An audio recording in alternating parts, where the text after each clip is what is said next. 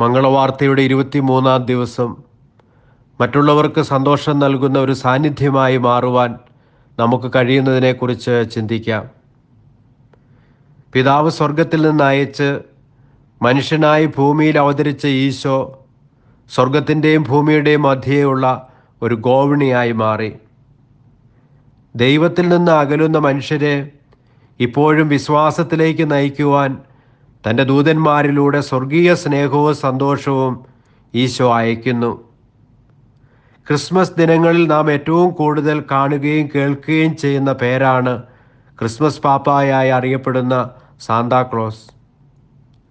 തൻ്റെ സമ്മാനങ്ങളിലൂടെ ആവശ്യക്കാർക്ക് രഹസ്യമായി സഹായം എത്തിച്ചു കൊടുത്തുകൊണ്ട് ദൈവസ്നേഹവും സമാധാനവും ഈ ഭൂമിയിൽ നിറയ്ക്കാൻ ശ്രമിച്ച വിശുദ്ധനായ നിക്കോളോസ് ആണ് സാന്താക്ലോസ് എന്ന രൂപത്തിൽ ക്രിസ്മസ് ദിനങ്ങളിൽ എല്ലാവർക്കും സന്തോഷം പകരുന്നത്.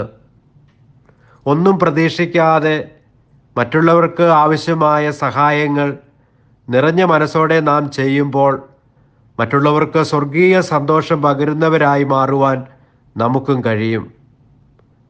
സമ്മാനങ്ങളുമായി വരുന്ന സാന്താക്ലോസിനെ ഇന്നും കുട്ടികൾ കാത്തിരിക്കുന്നത് പോലെ നമ്മുടെ സാന്നിധ്യം മറ്റുള്ളവർക്ക് എത്രത്തോളം സന്തോഷം നൽകുന്നതാണ് എന്ന് ഈ ക്രിസ്മസ് ദിനങ്ങളിൽ നമുക്കും ചിന്തിക്കാം.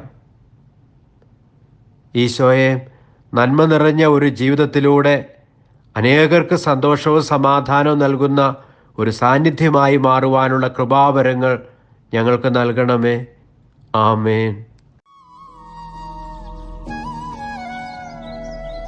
നമ്മുടെ കർത്താവ് ഈശോ മിശിഹായുടെ കൃപയും പിതാവായ ദൈവത്തിൻ്റെ സ്നേഹവും പരിശുദ്ധാത്മാവിൻ്റെ സഹവാസവും നാം എല്ലാവരോടും കൂടെ ഉണ്ടായിരിക്കട്ടെ, ഇപ്പോഴും എപ്പോഴും എന്നേക്കും.